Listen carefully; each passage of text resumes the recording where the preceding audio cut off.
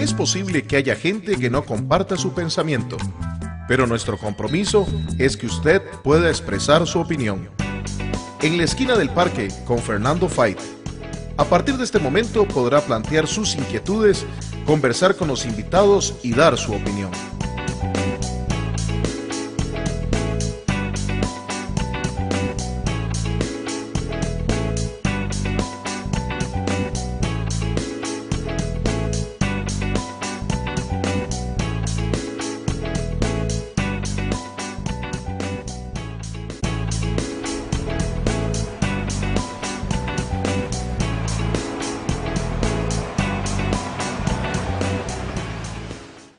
Ya le dijiste que es un gran ser humano. Ya le enseñaste que con actitud y trabajo todo se puede. También has estado en todos sus logros. Ya tiene claro que puede contar contigo. Ahora es tiempo de que le mantengas protegido de cualquier accidente. Proteja a sus hijos. Adquiera en Cope Alianza el seguro estudiantil 24/7 o solicítelo gratis si su hijo es asociado. 2785-3000. Aplican condiciones. Cope Alianza, la cooperativa de todos.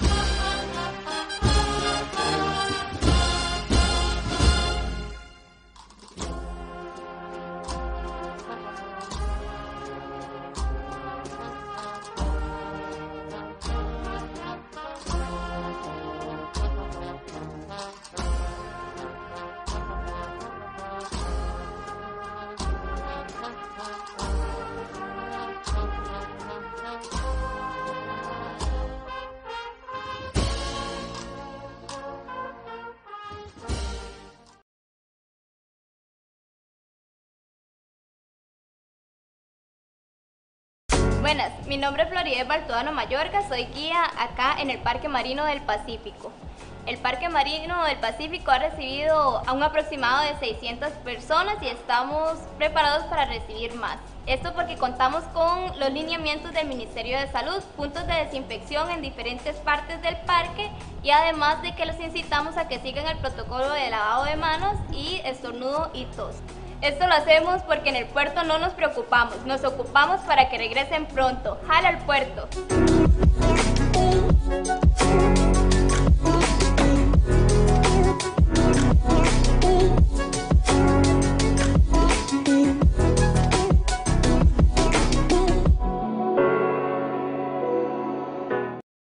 Para prevenir el COVID-19, desde el Ministerio de Salud te damos las siguientes recomendaciones para cuando trabajes.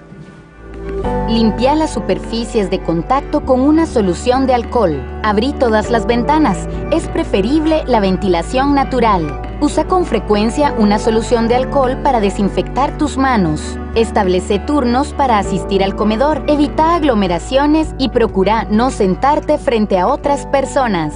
No visites los cubículos de otros compañeros y compañeras. Y recuerda siempre mantener la distancia de las demás personas, el uso correcto de la mascarilla y un adecuado lavado de manos. Cuidémonos.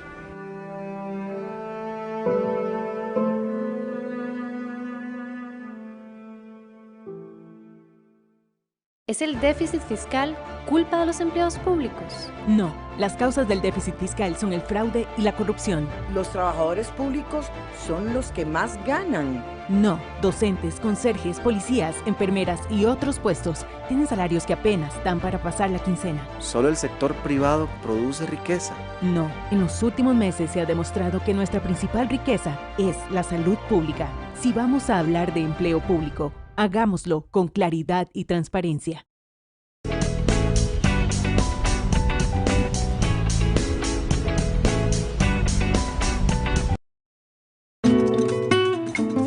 Les invitamos a que nos acompañen en un viaje a través de la historia nacional y mundial para darnos cuenta de los hechos de importancia sucedidos en un día como hoy.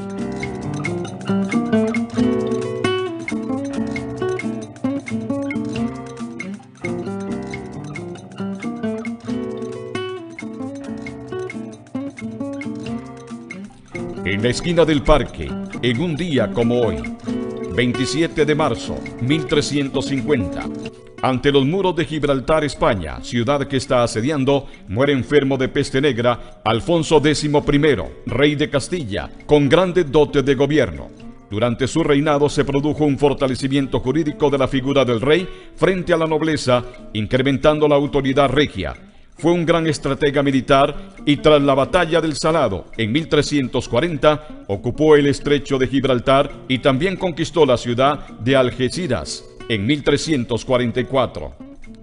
27 de marzo de 1796 nace en San José Gregorio José Ramírez, destacado prócer del periodo independentista, quien fue un republicano de ideas liberales.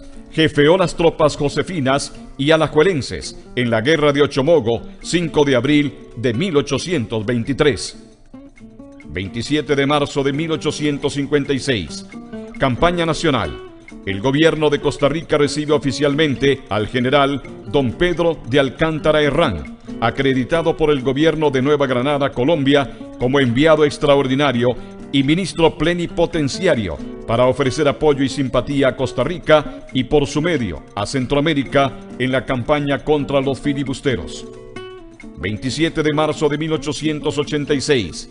En Estados Unidos, el jefe apache Jerónimo se escapa junto a 19 guerreros y 13 mujeres hacia su tierra natal en Arizona. Allí retomará la lucha, aunque será detenido de nuevo en septiembre.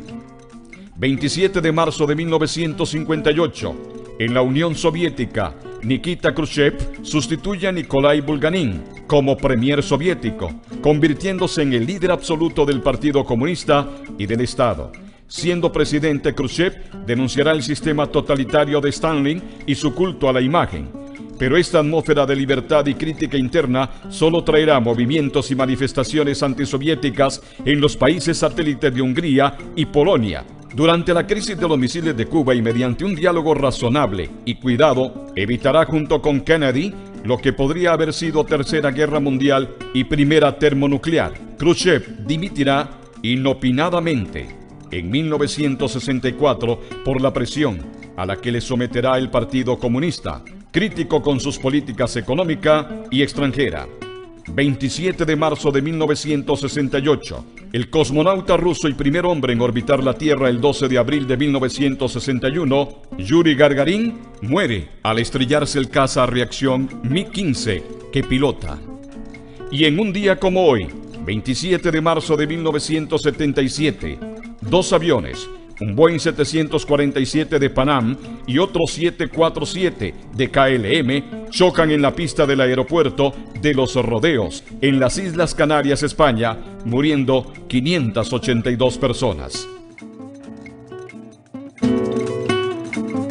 Les invitamos a que nos acompañen en un viaje a través de la historia nacional y mundial para darnos cuenta de los hechos de importancia sucedidos en un día como hoy.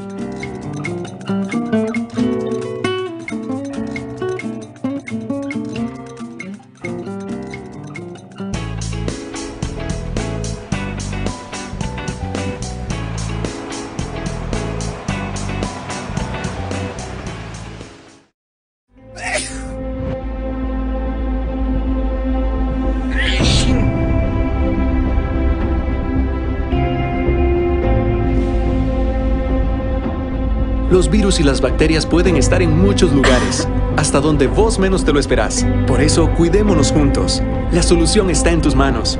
Al toser o estornudar, cubrí tu nariz y boca con tu antebrazo o con un pañuelo desechable. Y lava tus manos frecuentemente. Prevenir es la mejor forma de evitar. Hola, mi nombre es Paola Miranda.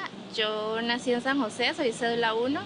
Pero desde muy pequeña mi sueño siempre fue vivir aquí en Punta Arenas, desde que venía a vacacionar donde mi abuela y ya no me quería regresar para San José, y desde el 2011 lo pude cumplir. Realmente Punta Arenas siempre me cautivó, su gente, su clima, la cercanía con la playa, sus comidas, o sea, saber que yo salgo de mi trabajo y la única presa que me espera es ver al mar a un lado, poder disfrutar del atardecer. Y todas esas cosas son las que hoy me causan nostalgia por esta pandemia. Me duele ya no ver a las vigoroneras, me duele ya no ver a los coperos. Sin embargo, los comercios han sido muy responsables porque los que se han mantenido abiertos y los que espero que abran pronto han tomado las medidas sanitarias correspondientes, desde su cubrebocas o las caretas hasta las alfombras desinfectantes, el alcohol en gel, los lavatorios afuera de los comercios, o sea, la verdad es que tenemos un comercio bastante responsable y que está preocupado por su salud y por su bienestar y principalmente para que usted vuelva a Punta Arenas tranquilo, con la tranquilidad que va a disfrutar, va a comer rico, la va a pasar bonito. En Punta Arenas no nos preocupamos, nos ocupamos para que usted regrese pronto. ¡Jale al puerto!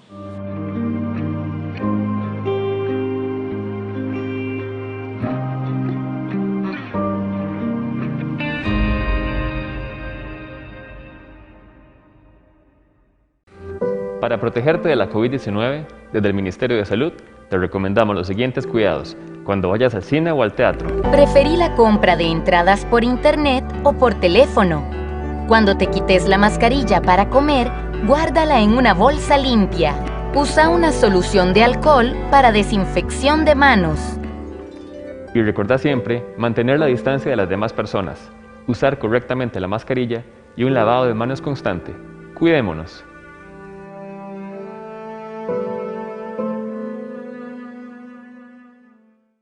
¿Es el déficit fiscal culpa de los empleados públicos? No, las causas del déficit fiscal son el fraude y la corrupción. Los trabajadores públicos son los que más ganan. No, docentes, conserjes, policías, enfermeras y otros puestos tienen salarios que apenas dan para pasar la quincena. Solo el sector privado produce riqueza. No, en los últimos meses se ha demostrado que nuestra principal riqueza es la salud pública. Si vamos a hablar de empleo público, hagámoslo con claridad y transparencia.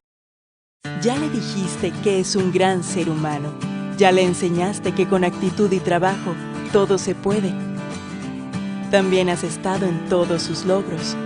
Ya tiene claro que puede contar contigo. Ahora es tiempo de que le mantengas protegido de cualquier accidente. Proteja a sus hijos. Adquiera en Coopalianza el seguro estudiantil 24/7 o solicítelo gratis si su hijo es asociado. 2785-3000. Aplican condiciones. Coopalianza, la cooperativa de todos.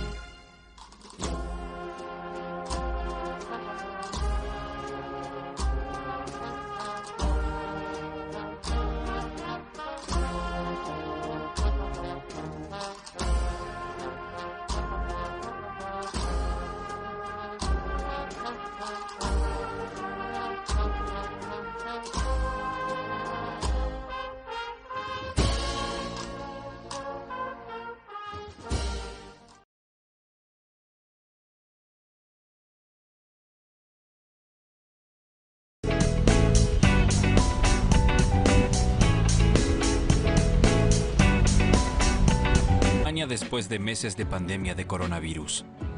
Que las consecuencias para la economía son devastadoras ya se percibe en todo el mundo. Creo que la crisis por el coronavirus es sin duda el acontecimiento más grave desde la Segunda Guerra Mundial. Las empresas alemanas se han beneficiado durante mucho tiempo de la mano de obra barata de países lejanos. Ahora, durante la crisis, experimentan los inconvenientes de la distribución global del trabajo con largas cadenas de suministro. ¿Ha llegado la hora de reducir la producción en el extranjero? Debemos ponerle fin lo antes posible a esta dependencia total de Asia, de demasiadas materias. ¿Qué significa esto para nuestro bienestar? ¿Pende de un hilo? Si pensamos en traer la producción nuevamente a Alemania, entonces también debemos tener claro que renunciaríamos a parte de nuestro bienestar. Otros se ven aún más afectados por la crisis. Allí donde los países ricos producen de forma barata, en el otro extremo de la cadena de suministro millones de personas se quedan sin nada. Sin trabajo no hay dinero y sin dinero no hay comida. Morirá mucha más gente de hambre que a causa de la pandemia. Este es el mayor desastre para el desarrollo de nuestro tiempo. Con la pandemia, los críticos de la globalización ven confirmados sus temores. Y el mercado sencillamente no es justo. La globalización siempre ha significado un saqueo. ¿Queremos continuar así? Yo digo que no. Esa no es la naturaleza humana. ¿Es la crisis por el coronavirus el principio del fin de la globalización tal y como la conocemos?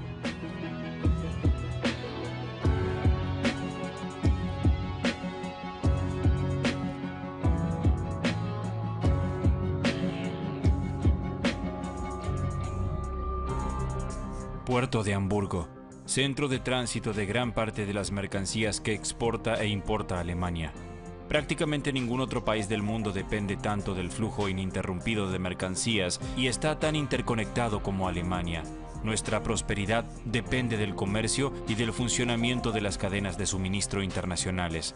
Por lo tanto, las grúas de la terminal de Altenwerder nunca se detienen. Aquí queda claro hasta qué punto el impacto por el coronavirus ha frenado la economía globalizada. Más de un tercio de todo el comercio exterior alemán con Extremo Oriente se canaliza aquí.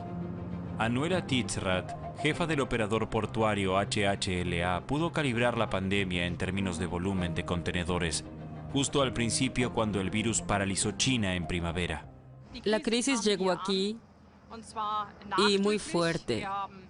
Vimos que las compañías navieras retiraron en parte 1 de cada 10 buques, es decir, redujeron su capacidad. Y a veces, en los meses de mayo y junio en particular, hubo una disminución de hasta el 40% de la capacidad y el volumen. Incluso entonces, durante el punto más álgido de la crisis hasta ahora, el suministro de Alemania nunca se vio seriamente amenazado. Pero en muchas empresas las cadenas de suministro se vieron sometidas a una presión momentánea. ¿Es la crisis por el coronavirus solo una especie de incidente, es decir, un hecho puntual y decisivo? Bueno, no creo que nada se destruya permanentemente. Sin embargo, creo que la recuperación tomará algunos meses, tal vez incluso algunos años. El comercio mundial se está recuperando lentamente. Después de todo, el comercio y la economía se repusieron en principio más rápido de lo esperado. Pero esto podría cambiar debido al aumento de las infecciones en todo el mundo y la mayor frecuencia de los confinamientos. Las cadenas de suministro podrían volver a interrumpirse. El impacto de la pandemia alarmó a las corporaciones alemanas. ¿Qué lecciones aprenden de esto? La planta de Volkswagen en Wolfsburgo. Aquí la crisis del coronavirus golpeó a la economía alemana con particular dureza. Mediados de marzo, la mayor empresa alemana repentinamente paralizada. En el corazón de la industria alemana más importante se detienen las cadenas de montaje. El coronavirus es el desastre. El buen funcionamiento de las cadenas de suministro es esencial. Las piezas para la producción en Wolfsburgo proceden de todo el mundo. Solo en China el consorcio tiene 26 filiales. Autos sin vender se acumulan en Wolfsburgo y los empleados temen por sus trabajos. El director de Volkswagen, Herbert Diess, se ve obligado a cerrar temporalmente las fábricas. En vista del deterioro actual de la situación de las ventas y la incertidumbre por el suministro de piezas para nuestras plantas, habrá interrupciones inmediatas de la producción en nuestras fábricas. La globalización hizo posible el éxito de Volkswagen. Sus competidores Daimler y BMW también han distribuido sus plantas de producción por todo el mundo. Y durante la pandemia se han dado cuenta del riesgo que conlleva la interdependencia internacional. Debido a que la producción fuera de Alemania a menudo es más barata, muchas empresas desplazaron algunas de sus plantas al extranjero. No solo los bienes, sino también los flujos financieros, las personas, la información y las ideas cruzan cada vez más rápido las fronteras nacionales. Así que la globalización interconecta cada vez más a las empresas, la política y las personas, y a la vez aumenta su dependencia mutua. ¿Cuestiona ahora el incidente Corona la globalización y con ella la base comercial de la economía alemana? En la Universidad de Oxford, el profesor Ian Golding estudia las consecuencias de la distribución global de la producción. Mucho antes de la pandemia, advirtió que la interconexión global de las cadenas de suministro, el comercio y el transporte podría provocar una paralización en caso de crisis. Tiene muchos aspectos positivos que nos ayudan. Por ejemplo, las vacunas. Todas las cosas que mejoran nuestra vida. Pero también tiene lados muy negativos. Muchos países se han visto devastados por la pandemia, tanto su economía como su sistema sanitario. No creo que debamos detener la globalización, pero debemos entender la pandemia como una llamada de atención de que tenemos que gestionar mejor. Ahora nos damos cuenta de que la pandemia es el resultado de una globalización mal gestionada. ¿Cómo deberían reaccionar las empresas con el trasfondo de la pandemia? Las cadenas de suministro están demasiado fragmentadas. Hace tiempo que abogo por la necesidad de un sistema más resistente a las crisis. Esa producción, justo a tiempo, nos hace extremadamente vulnerables. Pero no creo que eso signifique menos globalización. Para ser menos vulnerables a las crisis, necesitamos diversificación. Eso significa que necesitamos más proveedores de diferentes países. El gigante farmacéutico franco-alemán Sanofi reconoció precisamente eso. La externalización de la producción es más barata. Sin embargo, cuantos menos proveedores haya, más peligra el suministro. Por lo tanto, precisamente en el caso de los medicamentos, la diversificación puede salvar vidas. En Frankfurt, Sanofi produce los principios activos básicos de muchos fármacos. Para ello se mezclan toneladas de productos químicos en enormes equipos. Es el caso de la fexofenadina, un medicamento antialérgico. El ingrediente activo se mezcla luego con excipientes y se dosifica como un medicamento terminado, explica el gerente de Sanofi, Matthias Braun. ¿Qué importancia tienen las cadenas de suministro mundiales para la producción de estos principios activos? Sanofi sigue teniendo un nivel relativamente alto de fabricación interna, lo que significa que nosotros mismos hacemos muchas cosas por razones de calidad.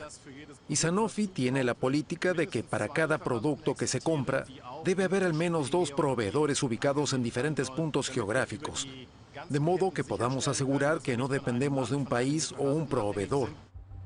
Debido a que la producción en Europa no era rentable, en las últimas décadas muchas empresas farmacéuticas han trasladado sus fábricas a Asia. Allí la mano de obra es barata y los estándares ambientales y de seguridad bajos. Como resultado, el 60% de los principios activos farmacéuticos que se necesitan en todo el mundo se producen ahora en Asia. En Europa Occidental, solo un 28%. En América del Norte, el 5% y el 7% en otros países. Debido a esta dependencia, especialmente de la India y China, la pandemia provocó dramáticos retrasos. Para evitar esto en el futuro, Sanofi planea crear un campeón europeo de ingredientes activos. Para ello, el grupo tiene previsto escindir 6 de sus fábricas de principios activos y atraer a inversores externos para la nueva empresa. La salida a bolsa está prevista para la primavera de 2022 bajo la dirección del experimentado gestor Jacques Brom.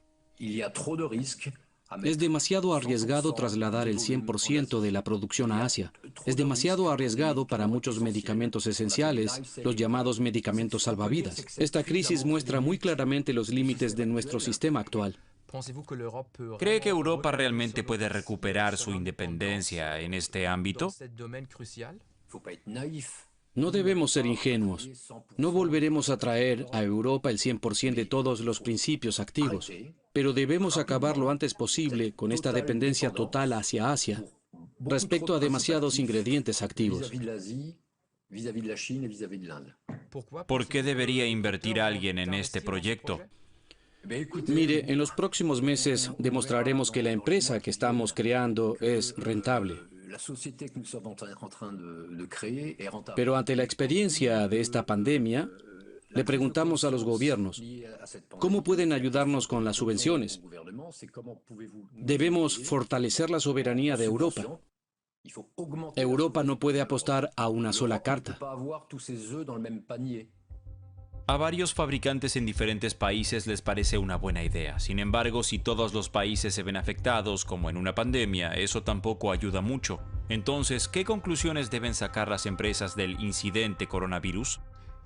Si en otro lugar es más barato, la producción se traslada. Esa era la lógica hasta ahora. ¿Cree que la pandemia cambiará esto? Una de las razones por las que se ha deslocalizado la producción, por las que existen estas cadenas de suministro fragmentadas, son los bajos salarios en el resto del mundo. Pero tan pronto como las máquinas automatizadas realizan los procesos monótonos y los robots los controlan, la mano de obra barata deja de ser una ventaja competitiva. Robots en lugar de seres humanos, esa es la tendencia del futuro. Sin embargo, en la mayoría de las industrias, los salarios bajos siguen siendo una ventaja competitiva.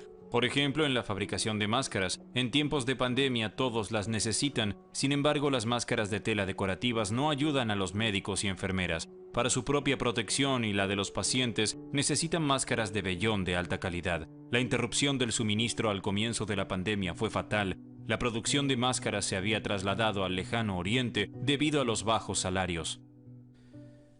El vellón que se usa para fabricar las máscaras a menudo proviene de Alemania y Europa. Las máquinas con las que se fabrican las máscaras proceden a menudo de Alemania y Europa. Pero el producto final se elabora en China y en otros países por los costes laborales. Por ello, el gobierno alemán ofrecerá subvenciones a las empresas para animarlas a volver a fabricar estos productos en Alemania. Gronau, en la frontera con los Países Bajos. Aquí tiene una fábrica el grupo británico-sudafricano Mondi. En realidad, Mondi fabrica láminas de plástico y componentes para pañales y artículos de higiene. Sin embargo, ahora el grupo está trabajando a toda marcha en una planta a gran escala para la producción de máscaras médicas.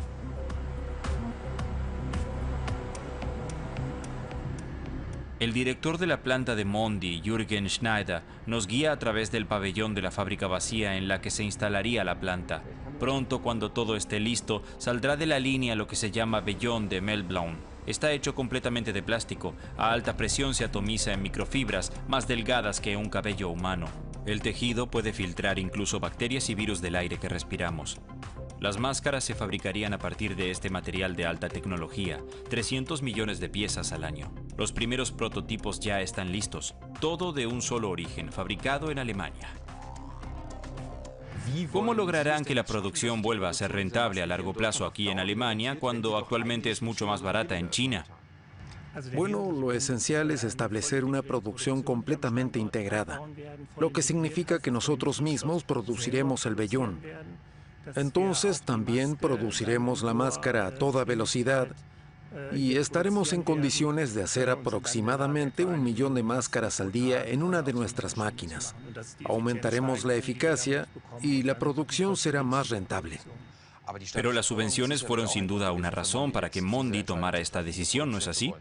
También es muy importante y también es importante a largo plazo para asegurar la continuidad aquí en Alemania y Europa. Sí, es un factor importante. Mondi financia hasta el 40% del costo con subsidios del gobierno. Los fabricantes pueden recibir un máximo de 10 millones de euros por planta. A cambio, se comprometen a comercializar las máscaras solo en Europa hasta finales de 2025. Actualmente existe una gran demanda de mascarillas debido a la pandemia. ¿Cree que continuará a largo plazo? En principio, estamos hablando de máscaras médicas que requieren altos estándares de calidad. Y allí vemos una gran demanda a mediano plazo.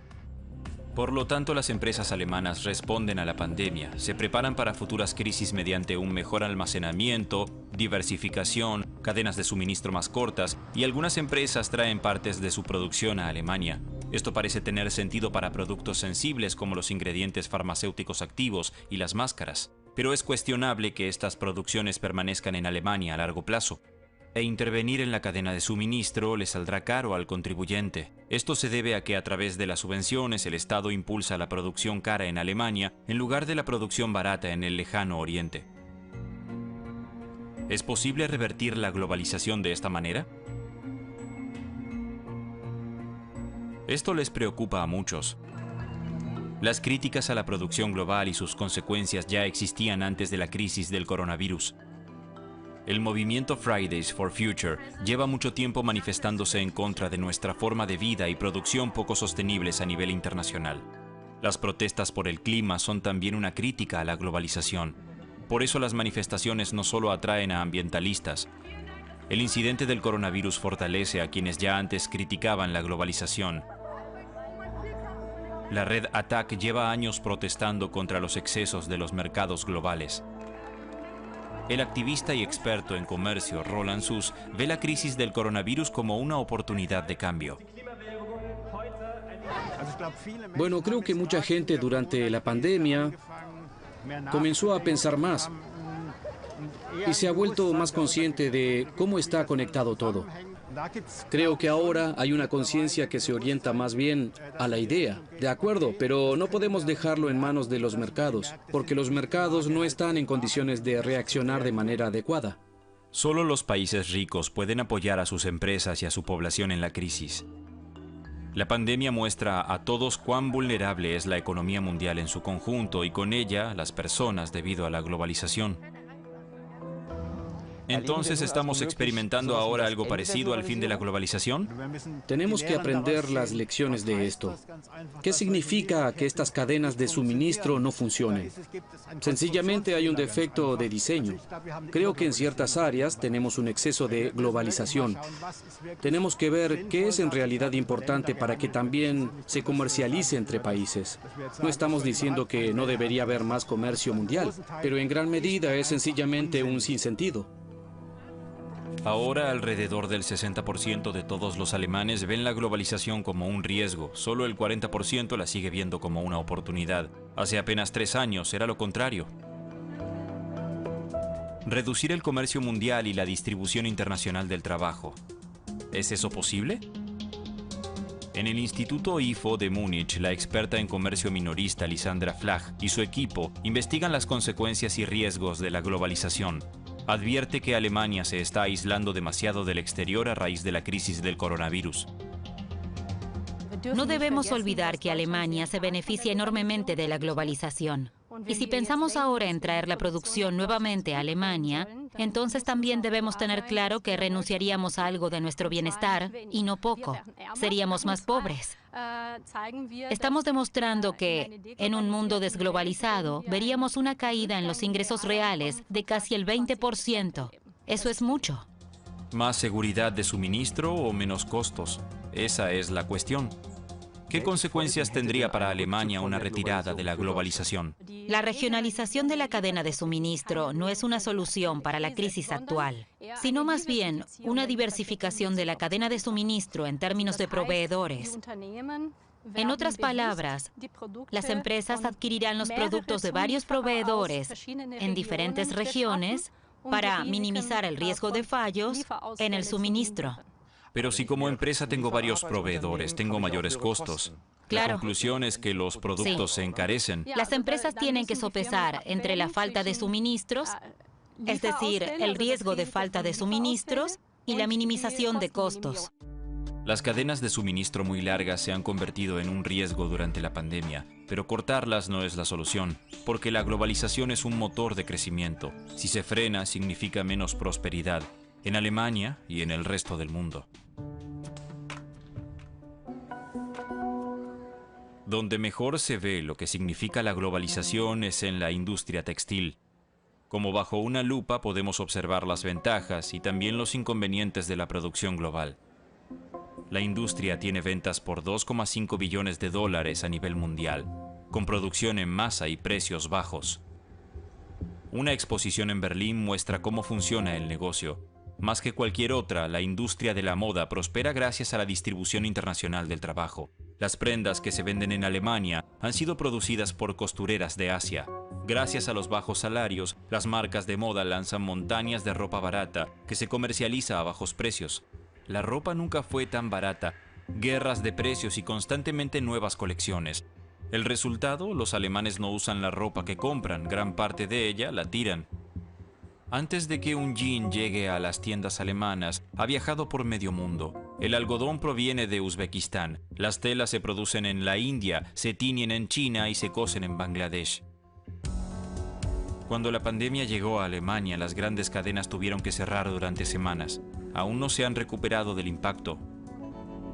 Achim Berg es experto en el negocio global de la moda en la consultora empresarial McKinsey. Nunca había vivido una recesión como la de la crisis del coronavirus. Por supuesto que estamos viendo un aumento de las ventas en línea, un aumento masivo. Pero es muy difícil hacer que los clientes vuelvan a las tiendas. Mientras tengan que usar una máscara, mantener la distancia, usar desinfectantes cuando entran, les parecerá menos divertido. Comprar ropa no es solo satisfacer necesidades, también es entretenido. Y falta ese factor. También esperamos que entre el 20 y el 30% de las empresas no sobrevivan a esta crisis en su forma actual. Las encuestas de McKinsey muestran que los compradores de las empresas de moda quieren retirarse de algunos países productores debido a la crisis. Bangladesh se ve particularmente afectado, porque si aquí se compra menos moda, allí hay menos trabajo en las fábricas. ¿Cuán dependiente es Bangladesh de las exportaciones textiles? Mucho. El 84% del volumen de exportación en 2018, que es donde termina esta estadística, corresponde a textiles. Al observarlo, por supuesto que se trata de una historia de éxito que el país haya generado un crecimiento masivo aquí, desde 2000 hasta 2018 de los textiles. Un aumento de 8 veces en menos de 20 años. ¿Y por qué Bangladesh ha apostado tanto por los textiles como modelo de exportación? Para muchos países en desarrollo, la producción textil es el punto de acceso a la industrialización. Los obstáculos para el capital y también para la mano de obra son, por supuesto, menores que en otras industrias como la automotriz. Porque es más fácil aprender a coser ropa, por así decirlo. Más fácil de aprender, más fácil de aumentar, de desarrollar. La dependencia es grande, por supuesto. Mientras se compren menos textiles en Occidente, la producción también se resentirá. Bangladesh, país vecino al noreste de la India. Aquí viven 165 millones de personas, más del doble de habitantes que en Alemania. Gracias a la globalización, este país ha tenido una notable historia de éxito. Desde la década de 1990, la economía aquí ha crecido continuamente entre un 4 y un 8%. El motor de crecimiento número 1, la industria textil. Alemania es, con diferencia, el mayor comprador de moda barata. Como en esta fábrica de Dhaka, un ejército de costureras trabaja sin descanso para marcas occidentales como Levi's, Marks & Spencer o Bershka. Así se crearon millones de puestos de trabajo. Sin embargo, ahora la estrategia de exportación unilateral se está vengando. Al igual que en Alemania, las tiendas tuvieron que cerrar durante la pandemia y las corporaciones globales de la moda cancelaron en Bangladesh pedidos por valor de millones de dólares. Cientos de fábricas se cerraron. Decenas de miles de personas, principalmente mujeres y sus familias, están gravemente amenazadas por la pobreza. Una de ellas es Sharmin Akhter Maleka. Tiene 35 años y vive en Ghazipur, una ciudad textil cerca de Dhaka. Como costurera ganaba alrededor de $125 al mes. Sin embargo, desde que cerró su fábrica no ha tenido un verdadero trabajo y apenas le queda dinero para comprar comida para sus 3 hijos pequeños. A ella la globalización no le trajo prosperidad, pero sí condiciones de vida estables. A causa del coronavirus ahora pasamos hambre. Nos empobrecimos. Antes nuestros ingresos eran mucho más altos y podíamos permitirnos más cosas. Ahora el dinero tiene menos valor y han subido los precios de todo. Para la gente que gana bien eso no es un problema. Pero para la gente como nosotros, que somos pobres, nos ha empujado a una necesidad extrema. Esa es la realidad ahora. No es una invención. Es absolutamente real. Tuvo que pedir dinero prestado, buscar trabajo como personal de limpieza, no puede pagar sus deudas. Todo lo que gana lo gasta en alimentos y en la educación de sus hijos. No tengo posibilidades de sobrevivir. Perdí a mi padre, a mi hermano. Estoy sola y mis hijos aún son pequeños. Mi esposo se casó con otra mujer y me abandonó con los niños. Pero no puedo casarme de nuevo, eso me deshonraría. Tengo que pensar en los niños. En Bangladesh, los desempleados no reciben ningún apoyo económico. No hay trabajos de jornada reducida ni asistencia social. A menudo los propietarios de las fábricas ni siquiera pagan la indemnización obligatoria por despido. El Estado no puede permitirse paquetes millonarios de estímulo económico. A costureras como Maleka solo les queda ir a las puertas de las fábricas y rogar por un trabajo. Todas las mañanas se forman largas filas de desempleados. La activista Kalpona Akhter conoce los problemas. A los 12 años comenzó a trabajar como costurera en una fábrica. Más de 30 años después, ayuda a las trabajadoras a hacer valer sus derechos. Considera que la responsabilidad de la miseria no es solo del gobierno de Bangladesh. Las marcas de moda occidentales se han comportado de una manera despiadada durante esta crisis. Sencillamente huyeron y cancelaron o pospusieron sus pedidos. No les importaron sus negocios comerciales aquí, al igual que los trabajadores que les hicieron obtener beneficios durante años. Los dejaron con las manos vacías. La Organización Internacional del Trabajo de las Naciones Unidas en Ginebra, la OIT, ya advierte que la pandemia amenaza la vida de millones de personas en los países en desarrollo. Sin trabajo no tienen ingresos. La OIT calcula que la crisis del coronavirus ya ha destruido casi 500 millones de puestos de trabajo. Sang-Hon Lee es el director del programa de empleo de la OIT. Para él, la pandemia refuerza una enorme brecha de equidad entre Occidente y el resto del mundo, especialmente los países emergentes y en desarrollo. En Alemania, por ejemplo, el gobierno movilizó inmediatamente cientos de miles de millones de dólares para apoyar a las empresas y ayudar a los trabajadores. Pero los gobiernos de los países en desarrollo sencillamente no tienen los medios financieros para ello. Entonces, ¿deben los países ricos ayudar a los países más pobres a superar la pandemia? Este es un momento difícil para todos, pero es tiempo de la solidaridad global. Debemos preocuparnos realmente porque el riesgo de pobreza, hambre y graves daños a la salud es grande. Es una cuestión de supervivencia. Los estados occidentales gastan miles de millones de dólares en apoyar sus economías. En los países del otro extremo de la cadena de suministro, sin embargo, no hay rescate, a menos que las empresas ayuden voluntariamente. La Fundación H&M, por ejemplo, donó 1.3 millones de dólares para apoyar a las costureras en Bangladesh por la pandemia. Los críticos afirman que esto solo sería una gota en el océano y principalmente una campaña de relaciones públicas. La responsabilidad social corporativa hacia sus proveedores es hasta ahora voluntaria. Esto podría cambiar. La pandemia muestra que, en definitiva, todos estamos en el mismo barco. Un primer paso podría ser la ley de la cadena de suministro, que obligaría a las empresas a hacer cumplir a sus proveedores normas laborales y sociales. Las condiciones de producción justas también serían obligatorias fuera de Alemania. No solo limosnas. Una propuesta más controvertida. Las empresas alemanas deberían responsabilizarse de las infracciones de sus proveedores. Entonces los trabajadores de los países en desarrollo podrían demandar en Alemania. Sascha Rabe es portavoz de política de desarrollo del Partido Socialdemócrata en el Parlamento alemán. La ley de la cadena de suministro es muy importante para él. Cuando dejamos producir en una fábrica donde los muros están tan deteriorados como era el caso en Rana Plaza en Bangladesh, cuando se derrumbó una fábrica, nadie pudo decir, oh, a mí no me interesa lo que ocurra al otro lado del mundo. Un año después hablé con costureras lisiadas que sobrevivieron a ese desastre. Me dijeron, señor Rabe, la noche anterior habíamos visto grietas en las paredes. Si allí hubiera habido derechos básicos de los empleados como un representante del personal, este desastre podría haberse evitado. El caso Rana Plaza demuestra lo que podría significar la ley de la cadena de suministro en un caso extremo. En 2013 se derrumbó en Dhaka una fábrica textil de varios pisos. Fue culpa de una negligencia grave. En realidad el edificio había sido diseñado solo para oficinas y aunque la fábrica estaba en malas condiciones, las costureras eran obligadas a trabajar. Más de 1.000 personas murieron y más de 2.500 resultaron heridas.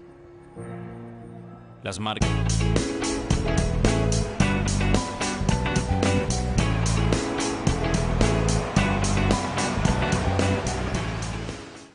Ya le dijiste que es un gran ser humano. Ya le enseñaste que con actitud y trabajo todo se puede. También has estado en todos sus logros. ya tiene claro que puede contar contigo. Ahora es tiempo de que le mantengas protegido de cualquier accidente. Proteja a sus hijos. Adquiere en Coopalianza el seguro estudiantil 24/7 o solicítelo gratis si su hijo es asociado. 2785-3000. Aplican condiciones. Coopalianza, la cooperativa de todos. ¿Es el déficit fiscal culpa de los empleados públicos? No, las causas del déficit fiscal son el fraude y la corrupción. Los trabajadores públicos son los que más ganan. No, docentes, conserjes, policías, enfermeras y otros puestos tienen salarios que apenas dan para pasar la quincena. Solo el sector privado produce riqueza. No, en los últimos meses se ha demostrado que nuestra principal riqueza es la salud pública. Si vamos a hablar de empleo público, hagámoslo con claridad y transparencia.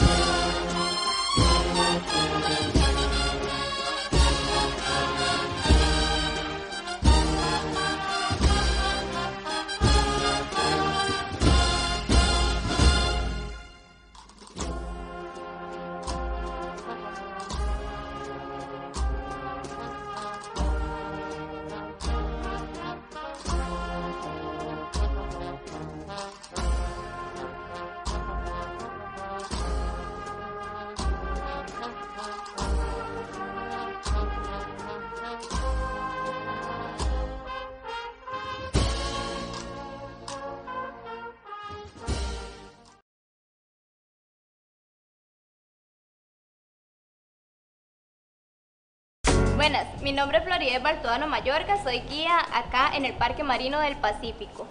El Parque Marino del Pacífico ha recibido a un aproximado de 600 personas y estamos preparados para recibir más. Esto porque contamos con los lineamientos del Ministerio de Salud, puntos de desinfección en diferentes partes del parque y además de que los incitamos a que sigan el protocolo de lavado de manos y estornudo y tos. Esto lo hacemos porque en el puerto no nos preocupamos, nos ocupamos para que regresen pronto. ¡Jala al puerto!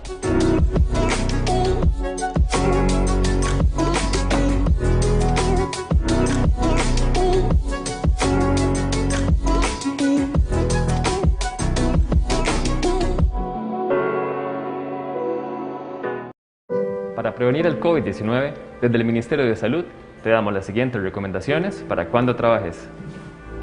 Limpia las superficies de contacto con una solución de alcohol. Abrí todas las ventanas. Es preferible la ventilación natural. Usa con frecuencia una solución de alcohol para desinfectar tus manos. Establece turnos para asistir al comedor. Evita aglomeraciones y procura no sentarte frente a otras personas. No visites los cubículos de otros compañeros y compañeras. Y recuerda siempre mantener la distancia de las demás personas, el uso correcto de la mascarilla y un adecuado lavado de manos. Cuidémonos.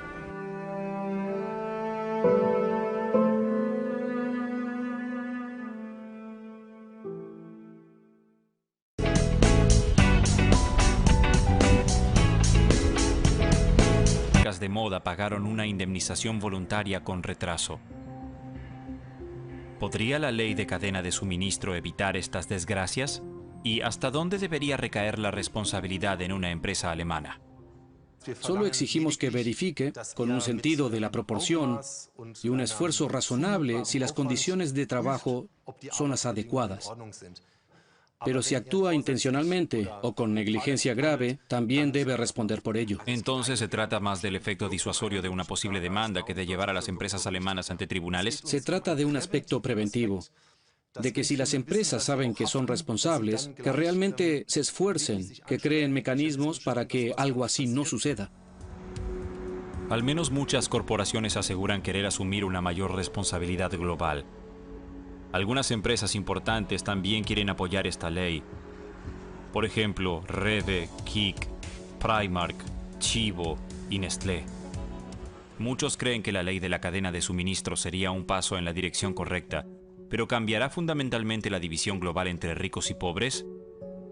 Mohammad Yunus fundó un banco en Bangladesh que ofrece microcréditos a los pobres. Por ello fue galardonado con el Premio Nobel de la Paz. Lucha incansablemente contra la injusticia mundial causada por la globalización. Casi el 70% de todas las personas en el mundo viven al día tras día, semana tras semana, aunque en realidad hay suficiente para todos. Pero toda la riqueza del mundo está en muy pocas manos.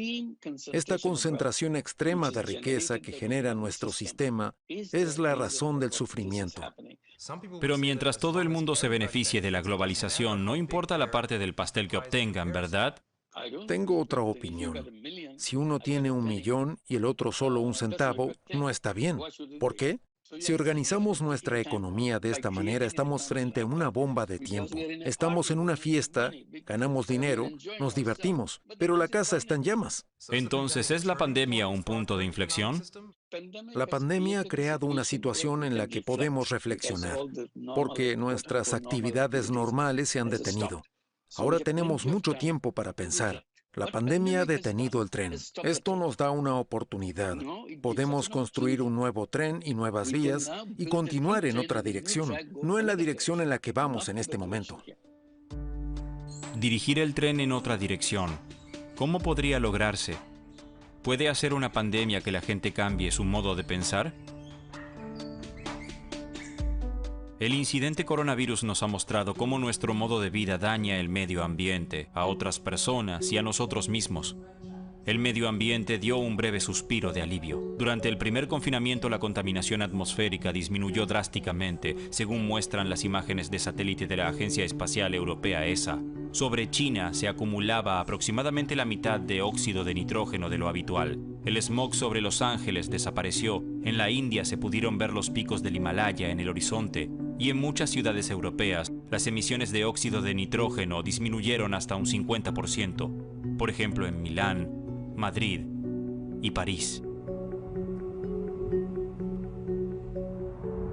Cada vez más barato, cada vez más rápido, cada vez más. Nuestro estilo de vida occidental exige un alto precio. Ahora que todo el mundo ha pisado el freno, muchos se dan cuenta de que podría cambiarse algo. Muchas empresas alemanas comienzan a cambiar su forma de pensar. Como en la compañía de seguros Allianz, durante el receso obligatorio por el coronavirus, envió a casi el 90% de sus empleados a casa. Aún hoy hay en las oficinas mucho más espacio que antes de la crisis, como ocurre en muchas corporaciones. Debido a la pandemia, muchos empleados trabajan desde casa. La vida cotidiana de oficina ha cambiado por completo en Alemania.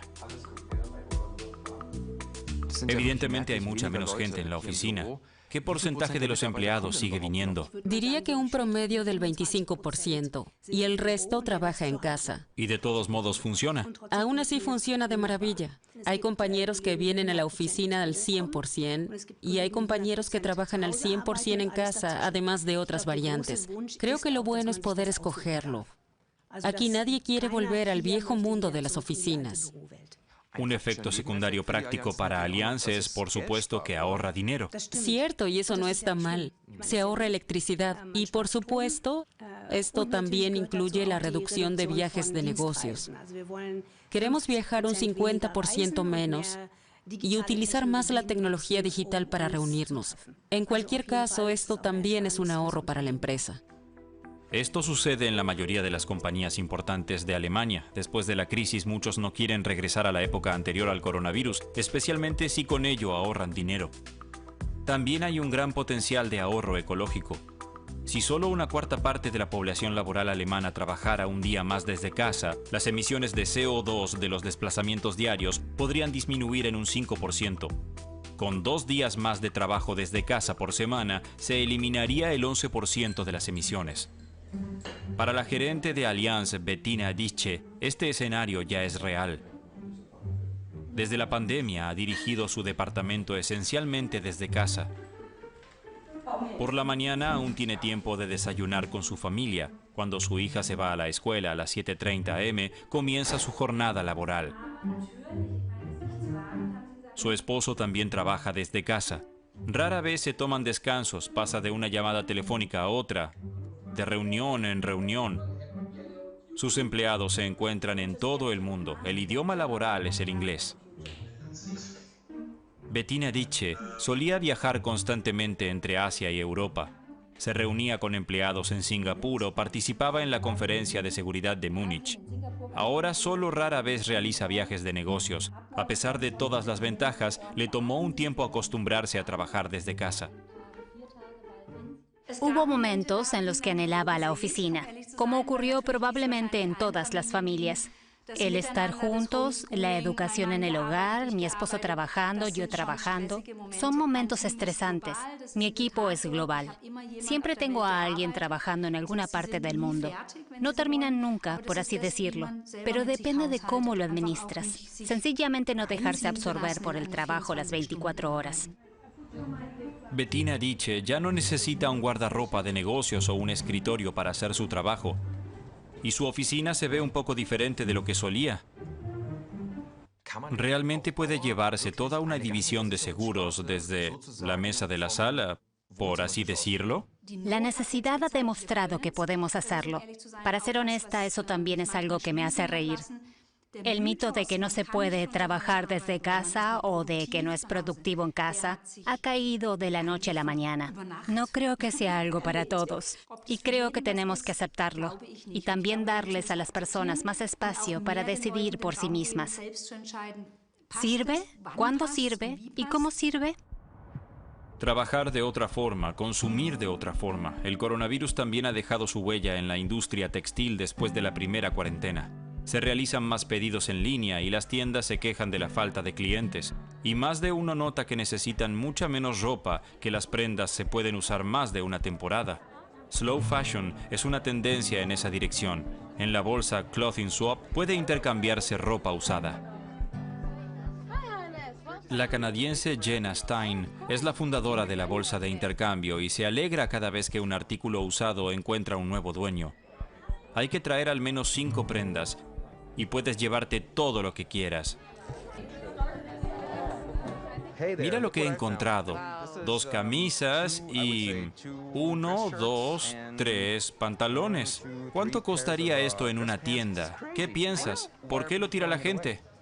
Creo que compramos siguiendo las tendencias y las modas y la idea de que necesitamos algo nuevo todo el tiempo. Creo que en general consumimos en exceso. Según una encuesta de McKinsey, debido a la pandemia, especialmente los jóvenes están más interesados en la ropa de segunda mano. 3/4 partes de los encuestados afirman que usan las prendas durante más tiempo y no se deshacen de ellas tan rápido. La mitad quiere comprar menos. Queda por ver si esto también se confirma en la caja registradora. ¿Cómo ha cambiado la pandemia con la conciencia sobre la sostenibilidad en la moda? Creo que la gente acaba de empezar a reducir un poco la velocidad. El simple hecho de tener que hacer fila frente a H&M, la gente no tiene paciencia y busca alternativas. También que la gente perdiera sus trabajos y la situación económica incierta hizo que dejen de consumir y piensen más en cómo aprovechar al máximo lo que tienen. Este es nuestro concepto. Lo que es basura para uno es valioso para otro. Si los consumidores, debido a la pandemia, reconsideran su comportamiento, la industria de la moda tendría que reaccionar y producir de manera más sostenible y con mayor calidad. Pero entonces, ¿qué les queda a los países con salarios bajos? ¿Qué consecuencias tendría eso para las costureras de Bangladesh? Menos producción. Por supuesto que esperaríamos, en cambio, que vendieran artículos de mayor calidad y que entonces pueda tener lugar una producción correspondiente a ello. Más calidad pero menos producción. Para las costureras de Bangladesh esto no es una ayuda a medio plazo, sino una amenaza. Aquí nadie quiere una renuncia generalizada a la globalización. La globalización es buena. Les ha dado a las empresas acceso libre al mercado. Crea puestos de trabajo. Pero no debemos olvidar que a la economía globalizada no le importa que la gente haga trabajos indignos. Debido al coronavirus, el escepticismo sobre la globalización es mayor que nunca. Pero esta crisis no significa el fin de la globalización. Pero hay esperanzas de que cambien las reglas del juego. Porque la pandemia muestra la desigualdad como si fuera una lupa. Se deben hacer las correcciones necesarias. Sabemos lo que debemos hacer, pero no actuamos. Sabemos quién es responsable de la concentración de la riqueza. ¿Por qué es así? Lo sabemos, solo que sencillamente no queremos cambiarlo. Se trata de maximizar las ganancias. Para lo único que hemos programado nuestra máquina económica es para la maximización de beneficios. Entonces, ¿cómo recordaremos esta crisis? ¿La utilizaremos como una oportunidad para mejorar la globalización? Espero que lo veamos como una ruptura, como una llamada de atención sobre cuán devastador es el fracaso de nuestro sistema actual. Espero que podamos regular la globalización para que sea más justa y sostenible, para que podamos beneficiarnos de sus aspectos positivos y luchar contra sus aspectos negativos. Para esto no es necesario que 205 países se pongan de acuerdo. Es suficiente si los grandes jugadores, los que pueden cambiar algo, realmente cambian algo. Es necesario que los líderes mundiales se pongan de acuerdo sobre las nuevas reglas del juego, para que la globalización ya no signifique ganancias ilimitadas para unos pocos, sino más prosperidad para todos. Después de la pandemia, esto es aún más importante que antes.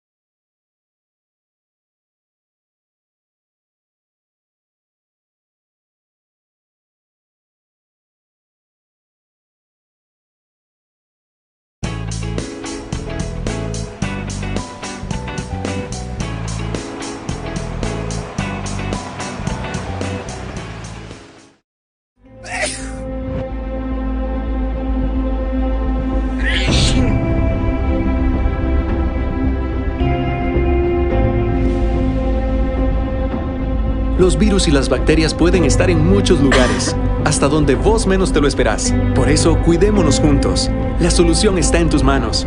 Al toser o estornudar, cubrí tu nariz y boca con tu antebrazo o con un pañuelo desechable. Y lava tus manos frecuentemente. Prevenir es la mejor forma de evitar. Hola, mi nombre es Paola Miranda. Yo nací en San José, soy cédula 1. Pero desde muy pequeña mi sueño siempre fue vivir aquí en Punta Arenas, desde que venía a vacacionar donde mi abuela y ya no me quería regresar para San José, y desde el 2011 lo pude cumplir. Realmente Punta Arenas siempre me cautivó, su gente, su clima, la cercanía con la playa, sus comidas, o sea, saber que yo salgo de mi trabajo y la única presa que me espera es ver al mar a un lado, poder disfrutar del atardecer. Y todas esas cosas son las que hoy me causan nostalgia por esta pandemia. Me duele ya no ver a las vigoroneras, me duele ya no ver a los coperos. Sin embargo, los comercios han sido muy responsables porque los que se han mantenido abiertos y los que espero que abran pronto han tomado las medidas sanitarias correspondientes, desde su cubrebocas o las caretas hasta las alfombras desinfectantes, el alcohol en gel, los lavatorios afuera de los comercios, o sea, la verdad es que tenemos un comercio bastante responsable y que está preocupado por su salud y por su bienestar, y principalmente para que usted vuelva a Punta Arenas tranquilo, con la tranquilidad que va a disfrutar, va a comer rico, la va a pasar bonito. En Punta Arenas no nos preocupamos, nos ocupamos para que usted regrese pronto. ¡Jale al puerto!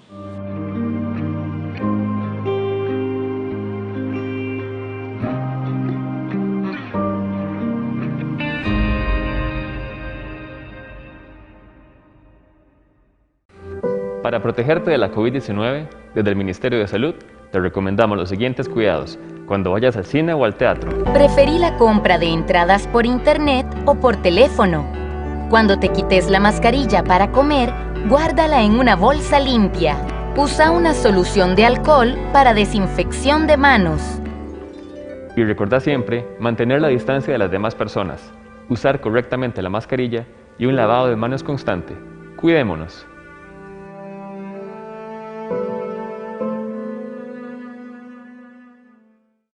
Ya le dijiste que es un gran ser humano. Ya le enseñaste que con actitud y trabajo todo se puede. También has estado en todos sus logros. Ya tiene claro que puede contar contigo. Ahora es tiempo de que le mantengas protegido de cualquier accidente. Proteja a sus hijos. Adquiera en Cope Alianza el seguro estudiantil 24/7 o solicítelo gratis si su hijo es asociado. 2785-3000. Aplican condiciones. Cope Alianza, la cooperativa de todos.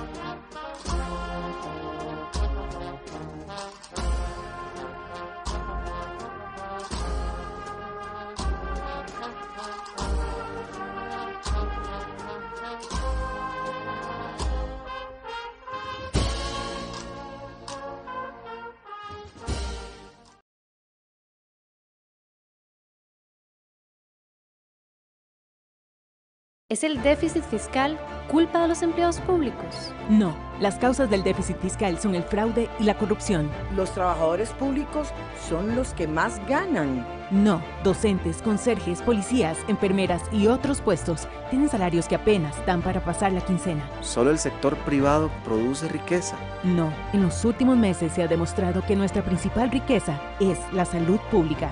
Si vamos a hablar de empleo público, hagámoslo con claridad y transparencia.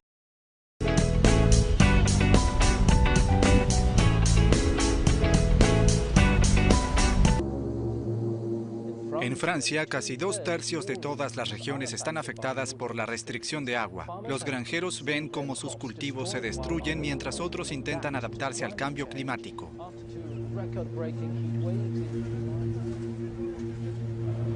Hoy en día el 70% del agua pura de la Tierra se usa para el consumo humano. Se ha convertido en el recurso más deseado del planeta. Para salvar a la humanidad, Wall Street quiere comenzar una revolución. Hacer que el agua sea rentable y crear mercados de agua, como los mercados de petróleo. El agua cae del cielo, por lo tanto debería ser gratuita. Cuando oigo eso siempre digo, los diamantes se dan en la naturaleza y no son gratuitos. Es un producto financiero, como cualquier otro producto financiero. El mercado ha cambiado un poco en las últimas semanas. Hoy está alrededor de $485-495 por megalitro. Estamos en el inicio de esta revolución financiera del agua. ¿Qué pasará con quien no pueda pagarla? Esa persona necesita el agua. La fiebre del oro azul ha comenzado. ¿Alguien puede detenerla?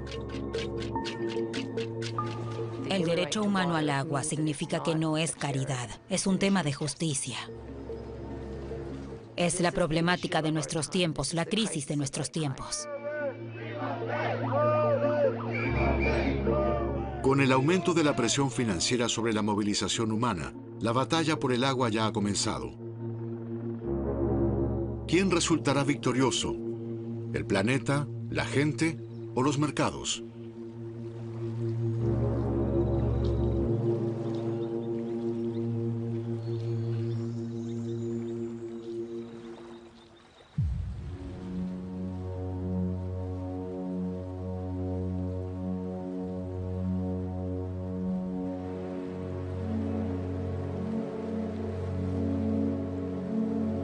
Londres, capital financiera de Europa.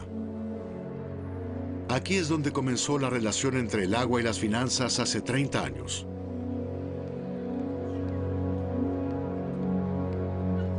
En ese momento simplemente era una cuestión de elogiar las virtudes de la privatización. Fue Margaret Thatcher, primera ministra del momento, quien impulsó la causa. Incluso la Francia socialista sabe que el agua privatizada es mejor negocio que el agua nacionalizada. La privatización del agua, creo yo, será muy exitosa.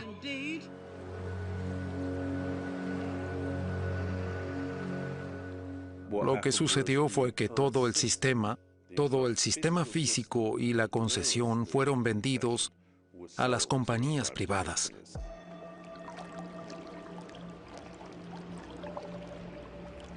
Una de las primeras cosas que algunas de las compañías hicieron fue comenzar a cortar el suministro de agua a las personas que no habían pagado su factura.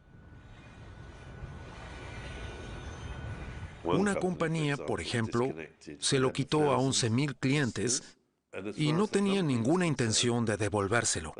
Si no pagaban sus facturas, no tendrían agua.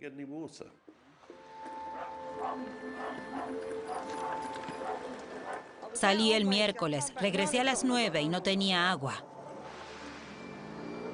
¿Cuántas veces cree que tendrá que hacer este viaje durante el día? Acabo de venir. Probablemente volveré 4 o 5 veces. Necesitas agua para beber. Tienes que cocinar. Ni siquiera debimos hacer cola para esto durante la guerra.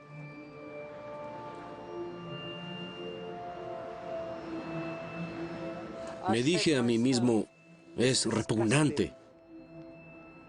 Pero desde la perspectiva del mercado, eso no importa.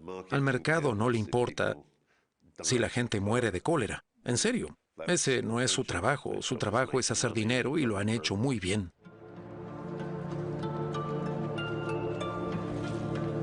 Finalmente, 10 años después, se aprueba una ley que prohíbe a las compañías cortar el suministro de agua a aquellos que no hayan pagado las facturas. Pero no es suficiente para disuadir a los financistas. Por el contrario, a comienzo de los 2000, una nueva generación de agentes ingresa al mundo del agua, a saber, fondos de inversión de capital privado o fondos buitre. Tienen hambre y no responden a nadie. En Londres, Thames Water, la autoridad de distribución que cubre el 20% del país, es comprada por el grupo australiano Macquarie Funds.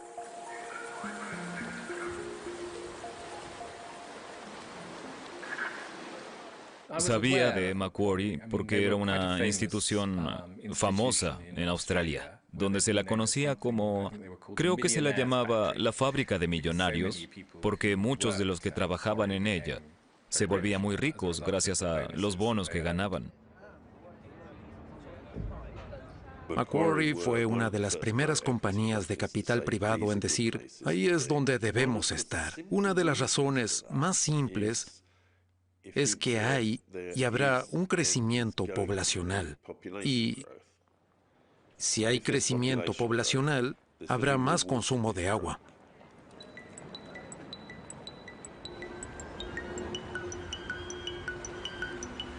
David Hall es el hombre que reveló este escándalo del agua.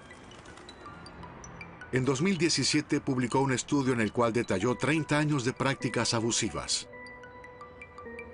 Aumento de facturas, dividendos elevados para los accionistas y evasión de impuestos. Una caricatura del capitalismo financiero.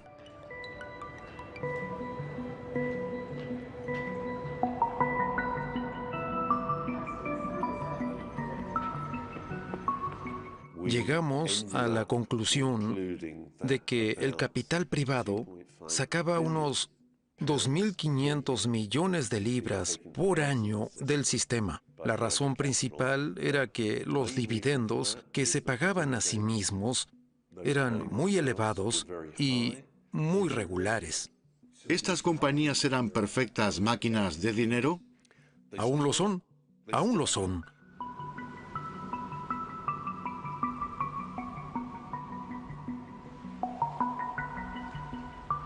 Todos creen que las compañías de agua nos están estafando y no se equivocan.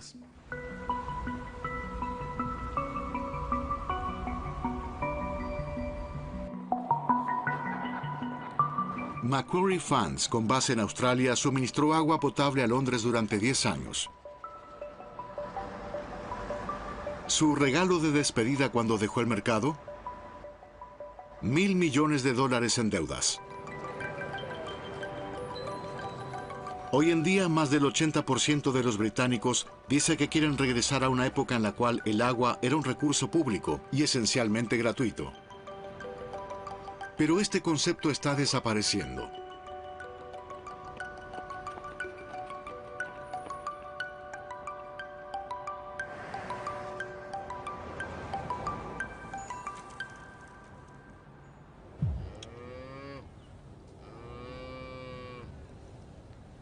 Australia, el continente más cálido del planeta, en la primera línea del cambio climático.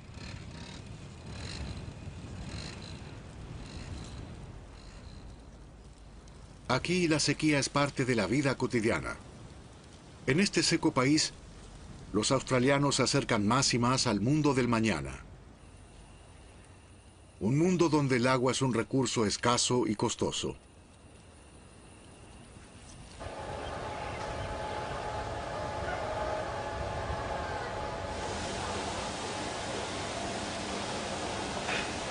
Bart Johan es un productor lechero que vive en Nueva Gales del Sur, una de las regiones más secas del país. Hace varios meses que sus reservas están vacías. La única solución para alimentar a sus animales es comprar agua extra en el mercado privado.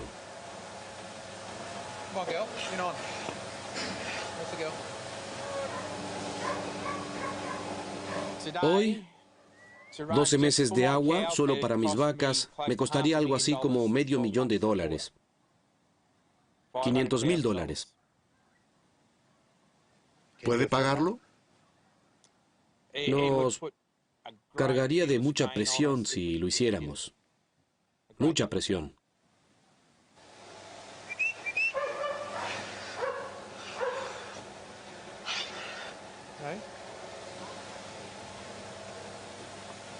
Conocemos una granja que en los últimos 3 meses ha gastado $1 millón en agua.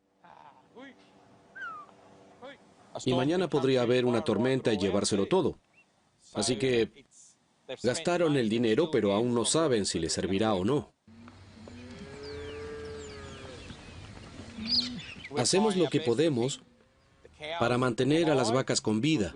Como no podemos pagar el agua para cultivar, para las vacas, no podemos pagar muchos granos. Están comiendo muy pocos granos o nada en este momento.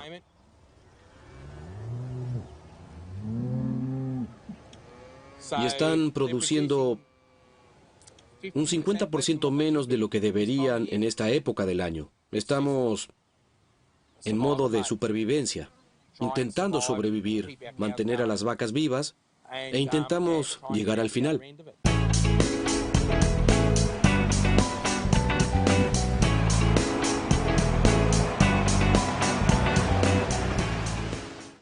Ya le dijiste que es un gran ser humano. Ya le enseñaste que con actitud y trabajo todo se puede. También has estado en todos sus logros.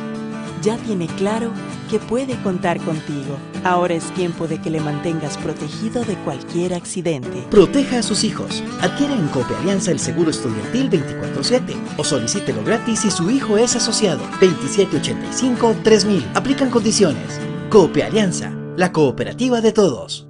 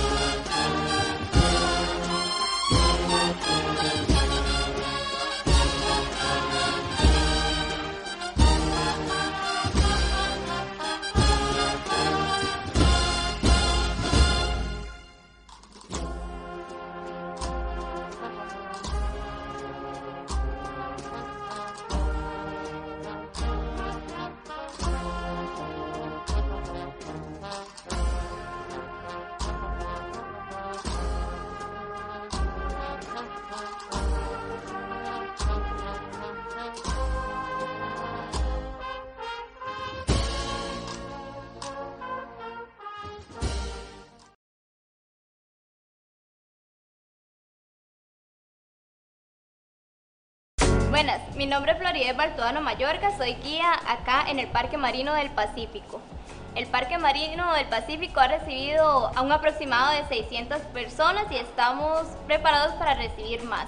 Esto porque contamos con los lineamientos del Ministerio de Salud, puntos de desinfección en diferentes partes del parque y además de que los incitamos a que sigan el protocolo de lavado de manos y estornudo y tos. Esto lo hacemos porque en el puerto no nos preocupamos, nos ocupamos para que regresen pronto. ¡Jala al puerto!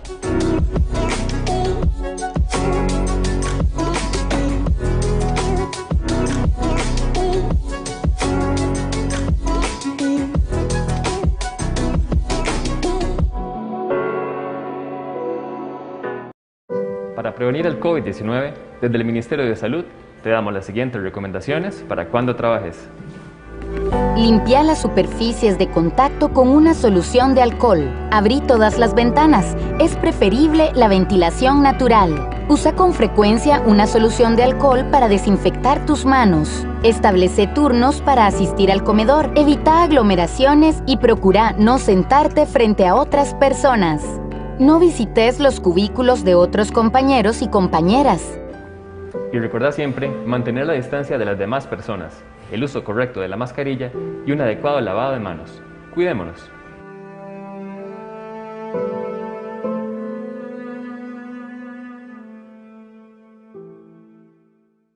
¿Es el déficit fiscal culpa de los empleados públicos? No, las causas del déficit fiscal son el fraude y la corrupción. Los trabajadores públicos son los que más ganan. No, docentes, conserjes, policías, enfermeras y otros puestos tienen salarios que apenas dan para pasar la quincena. Solo el sector privado produce riqueza. No, en los últimos meses se ha demostrado que nuestra principal riqueza es la salud pública. Si vamos a hablar de empleo público, hagámoslo con claridad y transparencia.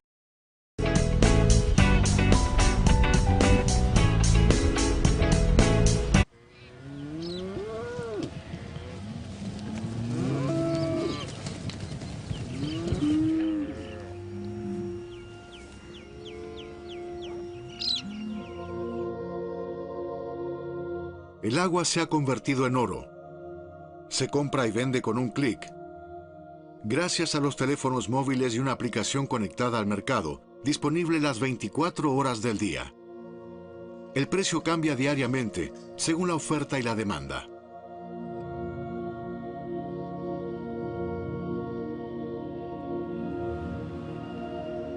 Está aquí. Puedo tocarla, puedo sumergir mis pies en ella, pero no puedo usarla a menos que tenga ese dinero. Una vez que la transacción se aprueba, las válvulas de los canales de irrigación se abren automáticamente y liberan millones de litros para los clientes que pueden pagar.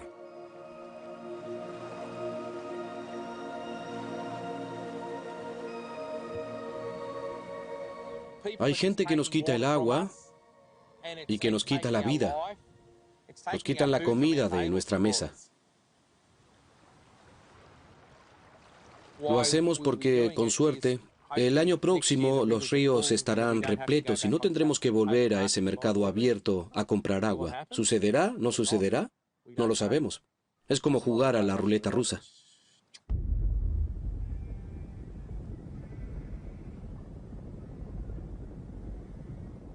Para combatir la escasez de agua, el gobierno australiano ha decidido racionarla.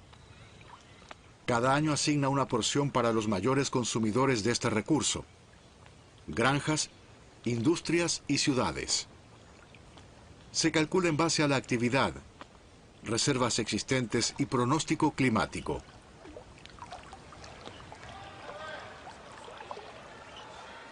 Junto con esta nueva ley, llamada Ley del Agua, se crearon mercados de agua, donde cualquiera puede comprar derechos adicionales o vender los propios. En solo 10 años, el negocio del agua se ha convertido en el nuevo El Dorado, con una facturación de 2.200 millones de dólares por año. Buenos días. Sí, a las 9. Será lo primero. Waterfine es la mayor bolsa de valores de agua del mundo. Trabajan con el megalitro, una unidad de medida equivalente al millón de litros. Algunos de mi equipo me llaman el pionero del mercado del agua. Así que me gusta decir que soy un pionero en el mundo. Los precios hoy están alrededor de $500 por megalitro o por millón de litros. ¿Es costoso? Creo que es barato. $500. ¿Cuánto es? Unos 300 euros, 350 euros por 1 millón de litros de agua. Diría que es bastante barato visto desde esta perspectiva. Es positivo que finalmente le pongamos un valor a este recurso, porque al ponerle un valor, lo vamos a respetar más.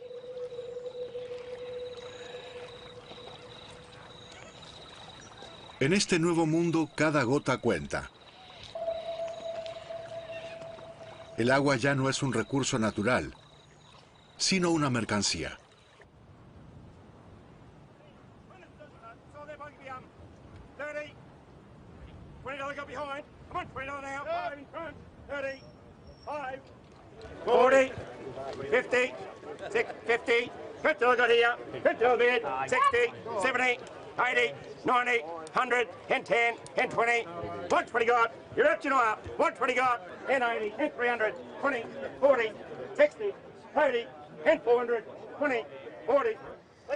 ¿Estás comprando?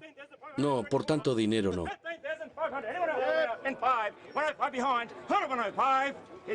¿Tú ya has vendido? Sí. ¿Cuánto obtuviste? 1.800 por esa y no sé cuánto por la pequeña. Así que dejaste de producir leche y vendiste la granja. Sí. ¿Están muy usadas? No, nunca las usé. No. La crisis del agua y los elevados precios llevaron a David Owen a la bancarrota. Tuvo que vender la granja lechera de su familia y ahora forma parte de la larga lista de víctimas de los mercados del agua.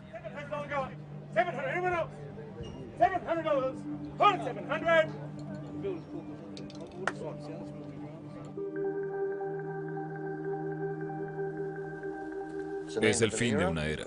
He estado aquí toda mi vida. No he vivido a más de 10 kilómetros de donde estamos. Sí, hoy es un día especial.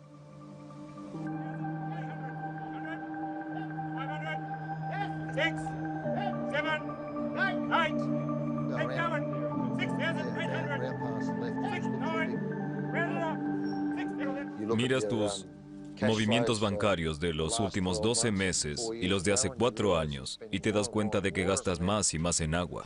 Y Jenny me dijo, no puedes seguir así. No fue una conversación muy agradable. Tiré los platos en el fregadero y salí enfurecido. Estaba muy sensible. Probablemente no tanto como después, cuando vendimos las vacas. Yo sé quiénes son sus madres y abuelas y bisabuelas. Hasta dicen que se supera. Eso espero. Sí.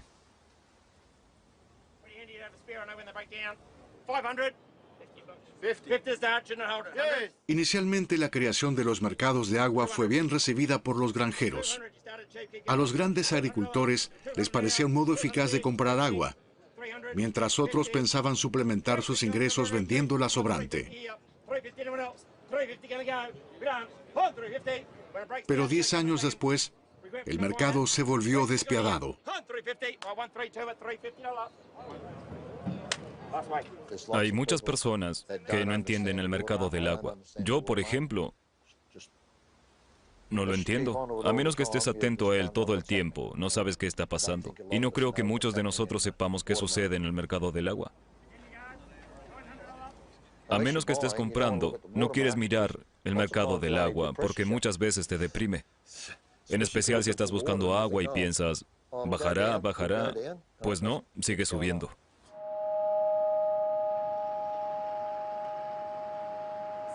El sur de Australia está en alerta máxima. Los equipos de emergencia y las autoridades están preparados para responder ante cualquier incidente debido a las elevadas temperaturas. Hoy hubo una temperatura récord. Según el pronóstico, en Adelaida se llegará a los 45 grados, desplazando al día más caluroso registrado en la ciudad. Adelaida, en el sudeste de Australia, la ciudad más seca del continente más seco del planeta.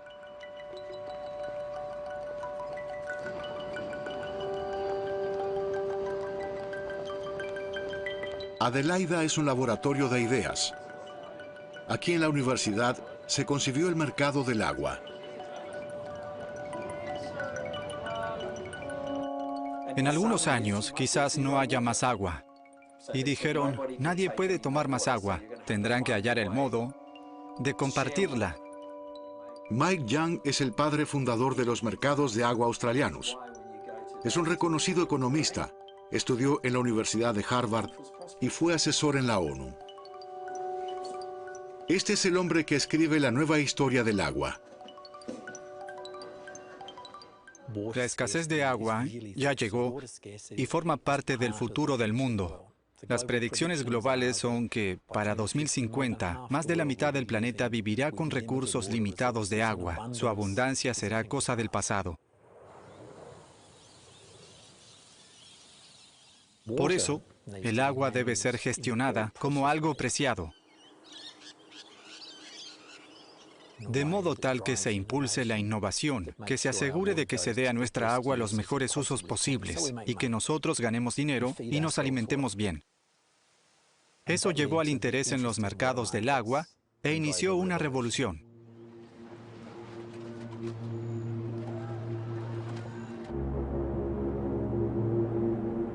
La revolución comenzada por Mike Young convirtió el desequilibrio climático en una fuerza del mercado. Es fascinante ver lo sofisticados que se volvieron los mercados del agua. Si hay pronóstico de lluvia en una semana, el precio del agua baja, porque los granjeros saben que no tendrán que regar. Si hará mucho calor durante los próximos 15 días, el precio del agua sube.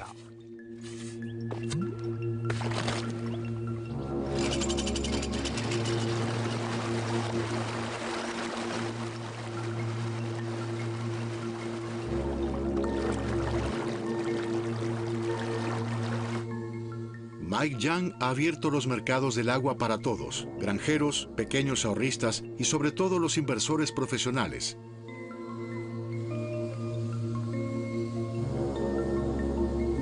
Hoy en día todos pueden comprar agua en la bolsa, para su consumo o simplemente para especular. Cuando el agua escasea, y a medida que escasea cada vez más, alguien debe dejar de usarla. Lo que hace el mercado es descubrir a las personas más apropiadas para sacarlas de la agricultura. Como en la industria automotriz y como en muchas cosas, vivimos en un mundo competitivo.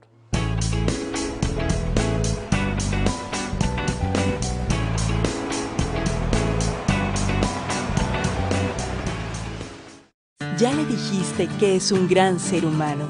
Ya le enseñaste que con actitud y trabajo todo se puede. También has estado en todos sus logros. Ya tiene claro que puede contar contigo. Ahora es tiempo de que le mantengas protegido de cualquier accidente. Proteja a sus hijos. Adquiera en Cope Alianza el seguro estudiantil 24/7 o solicítelo gratis si su hijo es asociado. 2785-3000. Aplican condiciones. Cope Alianza, la cooperativa de todos.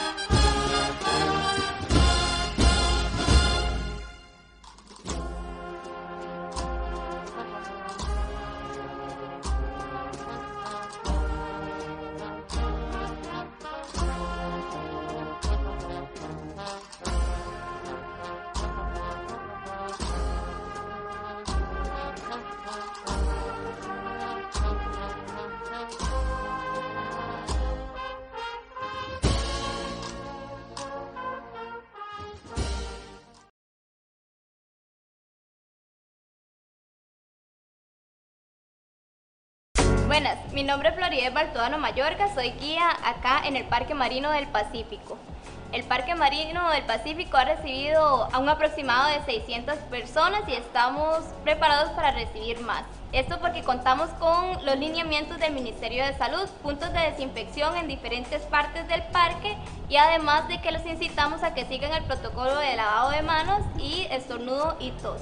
Esto lo hacemos porque en el puerto no nos preocupamos, nos ocupamos para que regresen pronto. ¡Jala al puerto!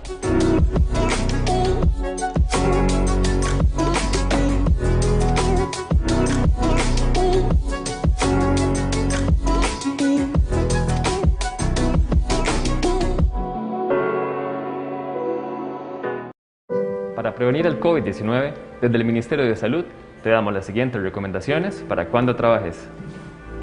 Limpia las superficies de contacto con una solución de alcohol. Abrí todas las ventanas. Es preferible la ventilación natural. Usa con frecuencia una solución de alcohol para desinfectar tus manos. Establece turnos para asistir al comedor. Evita aglomeraciones y procura no sentarte frente a otras personas. No visites los cubículos de otros compañeros y compañeras. Y recuerda siempre mantener la distancia de las demás personas, el uso correcto de la mascarilla y un adecuado lavado de manos. Cuidémonos.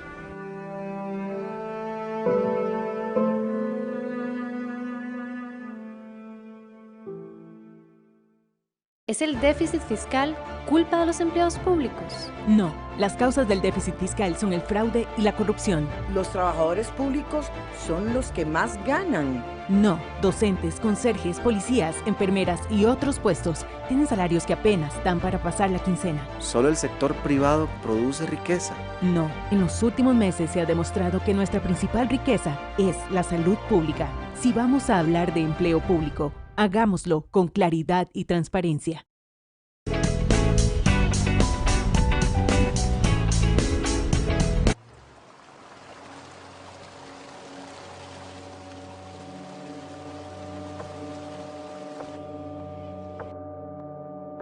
Los nuevos señores del agua viven en la ciudad de Melbourne, la capital de los negocios. Son banqueros, aseguradores, gerentes de fondos de inversión y pensión, y gradualmente toman control de este oro azul.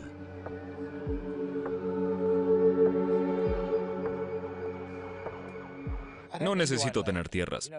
¿Podría considerar tener tierras? Sí, pero no soy un granjero. Soy un banquero de inversiones. ¿Cuánto invirtió? No mucho, quizá $200 millones. El precio del agua se ha duplicado, pero en los próximos 10 años se duplicará otra vez por la agricultura intensiva. David Williams, apodado el bandido del agua, dirige su imperio desde las alturas, en el piso 45. Como dueño de enormes reservas de agua, les renta el agua a los granjeros, tal como otros rentarían tierras. Y el futuro se ve bien.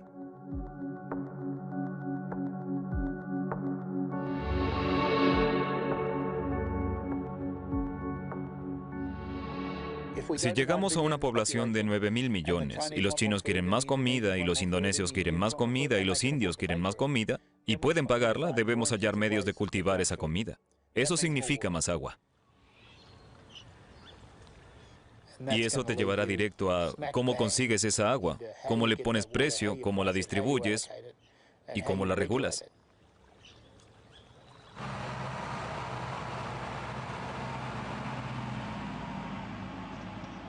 Como los grandes inversionistas están comprando agua, se está volviendo a la vieja época de propietarios ricos y campesinos pobres. Si queremos sobrevivir o mantenernos, tendremos que comprar el agua al precio que el propietario considere que vale. Volvemos a la Edad Media.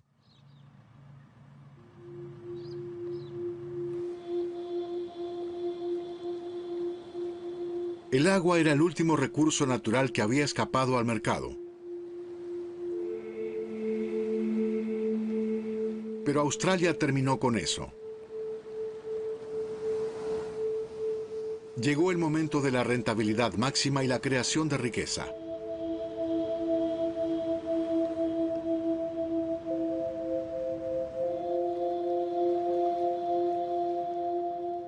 Soy un anciano Narinderi. Hablo por mi gente, por esta tierra y por esta agua. El agua, para mí y para mi gente, es parte de lo que somos. Es parte de nuestras historias de la creación. Hoy es distinto.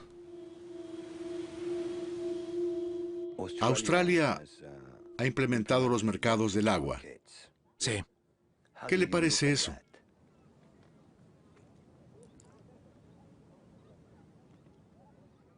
No nos gusta.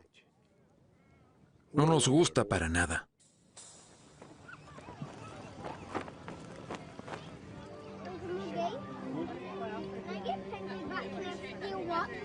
Ya veremos. Pintemos a los demás primero, ¿ok?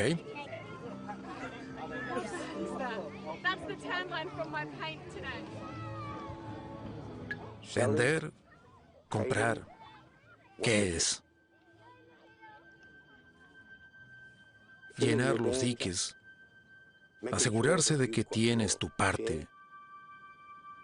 Asegurarte de que nadie te quite lo tuyo. Una parte es locura. La mayor parte es avaricia. La gente avara quiere el agua, pero también quiere eso. Y se lo venden a otros por dinero. No puedes comer dinero. No puedes beber dinero.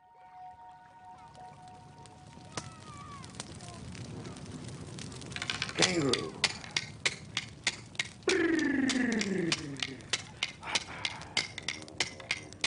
Pinyoling, open, open, open, pinyoling, open, open. Pinyoling, yain, yain, yain. Pinyoling, yain, yain, yain. Pinyoling, open, open, open, pinyoling, open, open.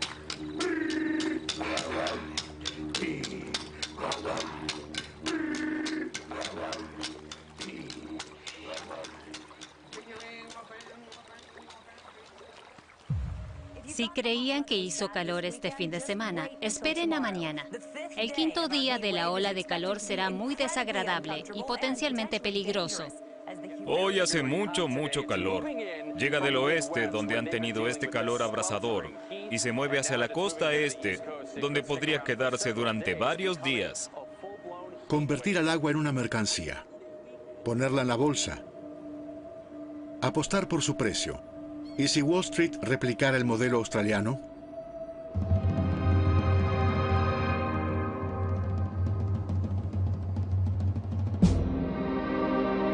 En junio de 2008, el banco de inversión Goldman Sachs comienza a preguntarse: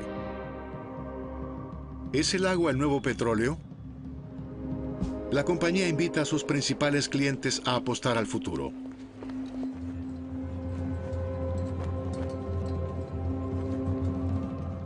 ¿Goldman Sachs? ¿La conferencia? Ese fui yo. Trabajaba en Goldman Sachs y en 2008 organicé esa conferencia. Tenía un atractivo intuitivo absoluto que dice: el aumento de la población está acabando con las reservas de agua. Eso significa que las compañías que negocian con el agua son algo seguro, no pueden fallar y quedan cautivas por esa mega tendencia del agua. ¿Será el agua el próximo petróleo? Esa pregunta no desaparecerá, pero quizás no estemos listos para aceptarlo. En el mundo desarrollado, durante los últimos 100 años, no hemos tenido que pensar en el agua ni preocuparnos por el agua. Ha sido esencialmente ilimitada. La teníamos donde y cuando la quisiéramos y por poco dinero. Nadie piensa en el recibo del agua. Nadie dice: me daré una ducha más corta, el agua es muy costosa. Esa era se ha terminado.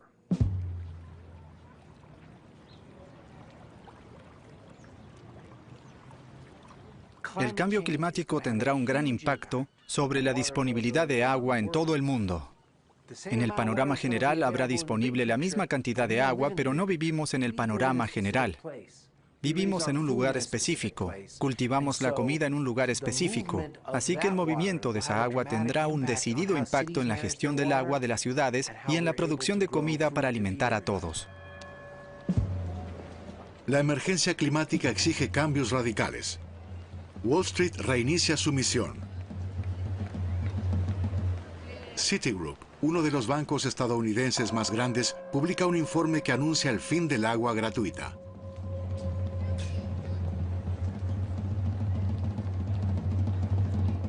La única alternativa es ponerle al agua un precio adecuado y hacer que la gente se dé cuenta de que cada vez que bebe un sorbo de agua hay un coste de oportunidad y que lo sienta en su billetera.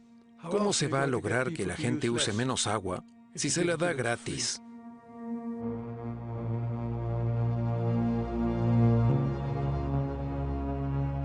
El dique se ha roto. Los suaves golpes del liberalismo suenan cada vez más fuerte para celebrar la unión entre las finanzas y el agua. Veremos mercados de activos vendiendo derivados del agua, incluso los agentes de alta frecuencia y los fondos de cobertura se interesarán. Todos lo ven como una oportunidad que llegará. La pregunta es cuándo y quién la aprovechará primero y con más potencia. ¿Y cuál será su motivación? Ganancias. Y también, indirectamente, hacer un bien a la humanidad. Es lo mejor para todos. ¿Qué podría ser mejor? Es muy inmoral vender agua. ¿Por qué es inmoral vender agua? Porque el agua es vida. Pagas por tu servicio de salud.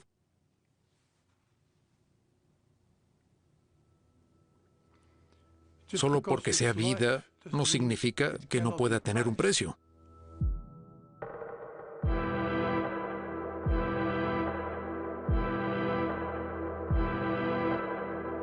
La última fase de la financiarización del agua. El lanzamiento de un índice bursátil para apostar sobre los precios del agua, de Nasdaq, un mercado de valores especializado en tecnología.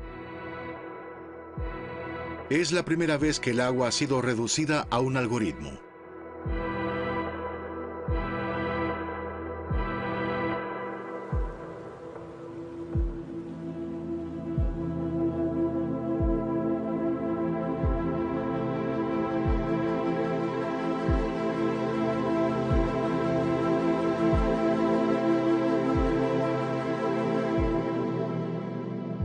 El hombre que creó la ecuación trabaja en el centro de Londres.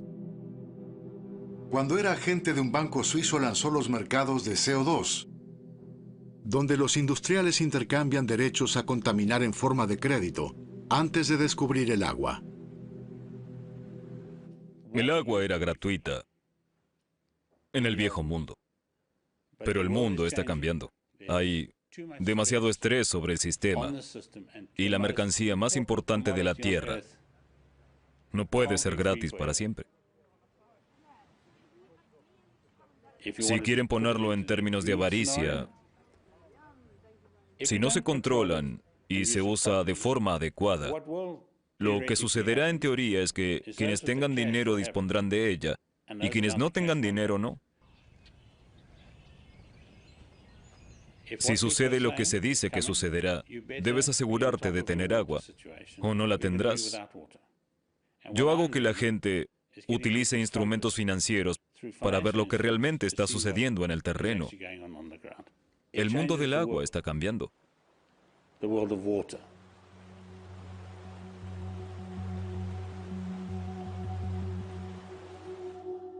¿Es demasiado tarde para detener que el mundo financiero se apodere del agua? Estamos en el comienzo de esta revolución del agua, la revolución financiera del agua. No se puede permitir que el mercado sea lo único que decida cómo asignar el agua.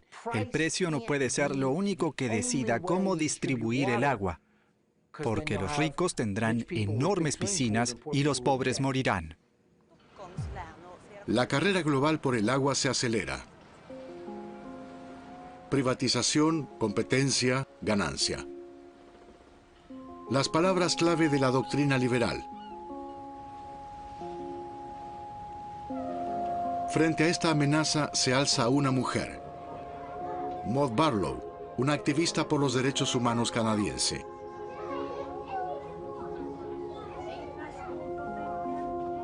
Ya obtuvo su primera victoria en las Naciones Unidas en 2010, cuando la Asamblea General votó a favor de una resolución que reconocía que el acceso al agua es un derecho universal. Debe declararse como un recurso público. El día que votaron estaba en las Naciones Unidas en el balcón y pensé que íbamos a perder. Tenía conmigo colegas que lloraban y les dije, no se preocupen, regresaremos en 2 o 5 años, no importa el tiempo que lleve, regresaremos y lo lograremos. Y luego se sientan y votan de forma electrónica, de modo que sabes el resultado de inmediato. 122 países votaron a favor y 41 se abstuvieron. No tuvieron el coraje de oponerse, aunque realmente querían oponerse. Entre las naciones que se abstuvieron ese día estaban Australia, Estados Unidos y Gran Bretaña, países que ya escogieron convertir el agua en un producto financiero. Ese día la familia humana dio un paso evolutivo hacia adelante y desde entonces cada país lo ha ratificado de un modo u otro. Ahora es universal. ¿Lo lograron? Lo logramos. Maud Barlow quizás haya ganado la batalla, pero aún no ganó la guerra. La activista fue invitada por el Comité del Nobel a proseguir su lucha en una conferencia sobre el futuro del agua en Estocolmo en diciembre de 2018.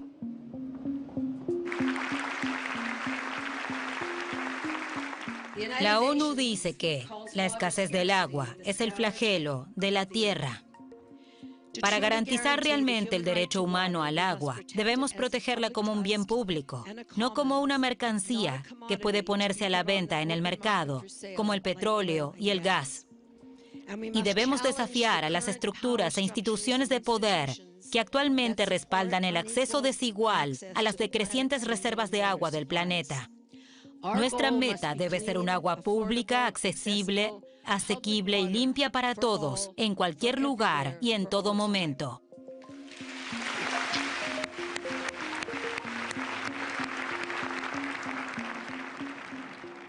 ¿Es el fin del agua barata y gratuita?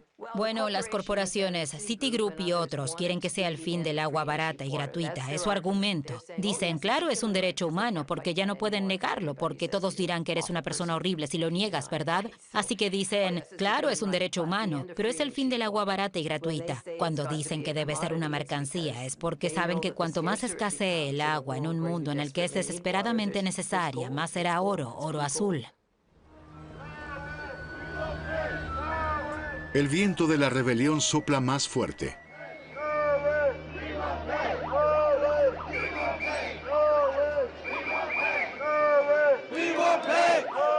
En Europa, la lucha contra la financiarización del agua está impulsada por la negativa a aceptar cualquier tipo de privatización.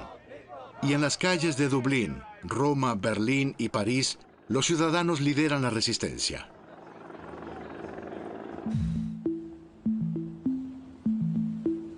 ¿Cuánto tiempo podrán las fortalezas europeas resistir la presión del mercado financiero?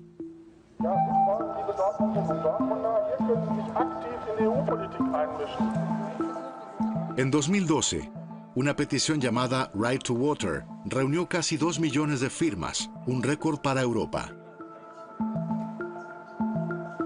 En ella se exigía que el agua recibiera un estatus especial.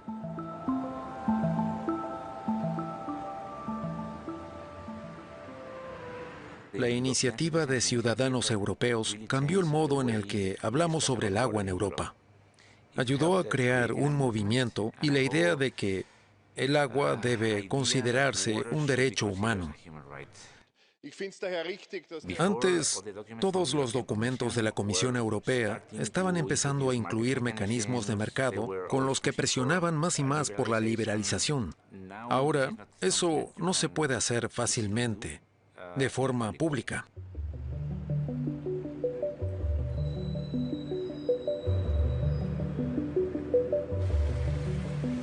La respuesta oficial de la Comisión Europea fue, claro que respaldamos el derecho humano al agua, pero nada sucedió en realidad en la legislación.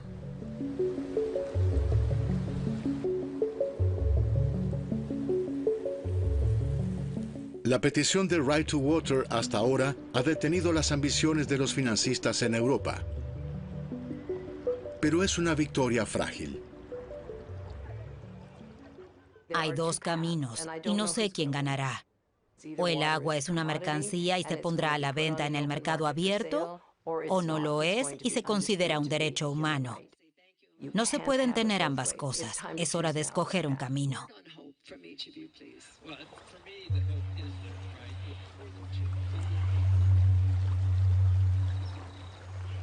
Entiendo la moralidad, pero el mundo ha cambiado y está cambiando rápido.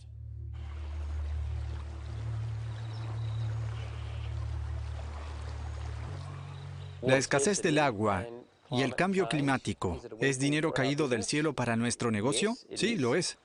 ¿Eso es algo malo? Supongo que el tiempo lo dirá. Yo les digo, no lo hagan. No adopten este modelo. La gente solo pretende ganar una fortuna con esto. Más o menos tendrán que vender su alma para obtener agua para poder sobrevivir.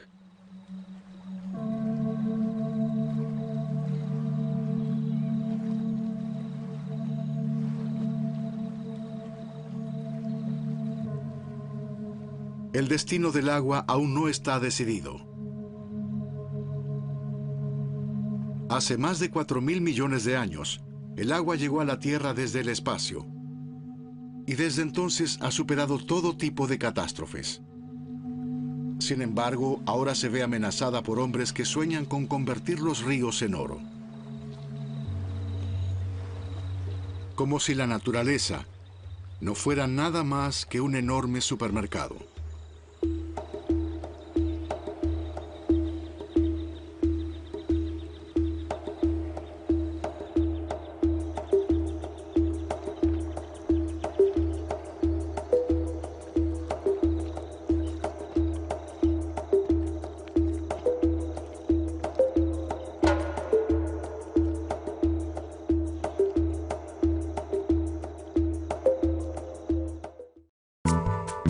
Es posible que haya gente que no comparta su pensamiento, pero nuestro compromiso es que usted pueda expresar su opinión.